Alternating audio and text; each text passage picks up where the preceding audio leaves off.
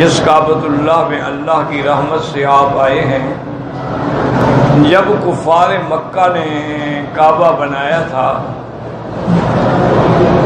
تو کعبہ تو بن گیا، اب مسئلہ پیدا ہوا حجر اسود کا کہ کعبے کی دیوار میں حجر اسود کون رکھے گا۔ اس پر مکہ مکرمہ کے قریش کے تمام قبائل جو تھے، بڑے بڑے قبائل تھے، سارے قبائل جو ہیں انہوں نے کہا بھی دیکھو ہمارا قبیلہ بڑا ہے اور ہماری طاقت زیادہ ہے، ہم حجر اسود رکھیں گے۔ قریش مکہ نے کہا کہ نہیں، ہم تو مجاور ہیں اس گھر کے، ہم حجر اسود رکھیں گے۔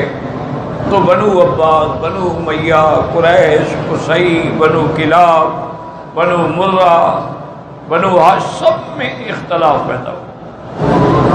بعض تاریخی روایات یہ بھی کہتی ہیں کہ اس دور میں کافروں کی ایک عادت تھی کہ کوئی پکی بات کرنی ہو نا جی، اپنے بدن سے کسی انگلی سے خون کاٹ کے پیالے میں ڈالتے تھے، سب ڈالتے گئے، پھر اس میں ہاتھ ڈبو کے ایک دوسرے سے وعدہ کرتے تھے کہ ہم مر جائیں گے، خون کا آخری قطرہ بہا دیں گے لیکن پیچھے نہیں ہٹیں گے، کیونکہ ان کو پتا تھا کہ حجر اسود کا رکھنا جو ہے اتنا بڑا اعزاز ہے، اتنا بڑا شرف ہے کہ قیامت تک ہمارا نام ہوگا،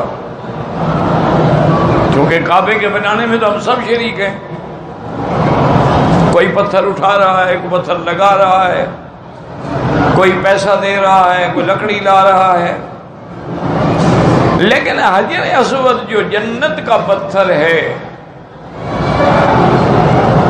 اور حجر اسود کو بوسہ دینا جو ہے وہ گویا کہ اللہ تبارک و تعالیٰ کی ذات کو اس کے ہاتھوں سے جیسے مصافحہ کیا جاتا ہے، گویا مصافحہ کر رہا ہے۔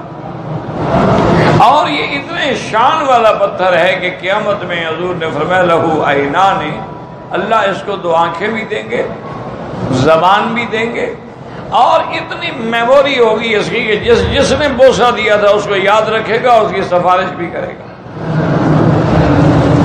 تو اس لیے ہر آدمی چاہتا تھا کہ یہ اعزاز مجھے ملے۔ آپ کے یہاں دیکھیں نا کوئی بڑا منصوبہ ہو تو افتتاح کرنے کے لیے سب سے بڑے آدمی کو بلایا جاتا ہے۔ جب بالکل ان کے قتل و قتال کی تیاریاں مکمل ہو گئی تو ایک بوڑھا آدمی آیا، اس نے کہا کہ بے وقوف بنتے ہو، اللہ کا گھر بناتے ہو اور انجام ایک دوسرے کا خون بہاؤ گے۔ اللہ کا گھر ملانے کے لیے ہے کہ لڑانے کے لیے ہے؟ اچھا احترام کر رہے ہو اللہ کے گھر کا۔ مصیبت یہ ہے نا جی کہ جو عقل میں آ جاتی ہے نا پھر اس سے بندہ ہٹتا نہیں جب تک اللہ ہدایت ہے۔ تو اب ایک آدمی آیا، اس نے سمجھایا کہ اللہ کے بندے اللہ کا گھر بنا رہے ہو اور پھر تم لڑنے کی بھی تیاریاں کر رہے ہو۔ نے کہا کیا کریں؟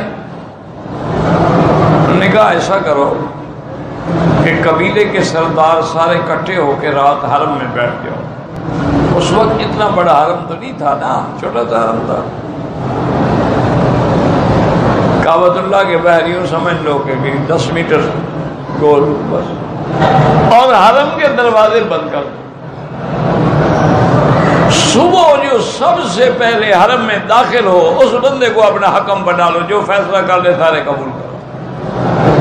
تم کسی کو بتاؤ گے تو نہیں نا تاکہ وہ جلدی آ جائے، کسی کو پتہ ہی نہیں اس بات کا۔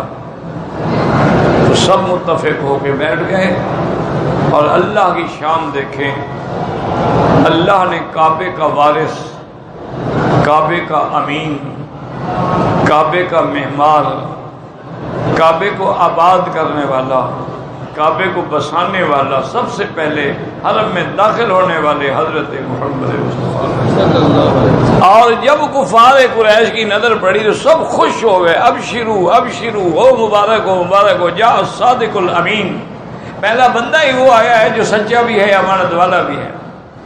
انہوں نے حضور صلی اللہ علیہ وسلم کے سامنے اپنا قضیہ رکھا۔ حضور نے فرمایا ٹھیک ہے، تو آپ نے اپنی چادر مبارک اتار کے بچھا دی زمین پہ اور فرمایا کہ حجر اسود کو پکڑ کے اس چادر پہ رکھ دو۔ چادر پہ رکھ دیا، فرمایا تمام قبیلے کے سردار چادر کو پکڑ لیں اور اٹھا کے چلیں، سب کا حصہ ہو جائے۔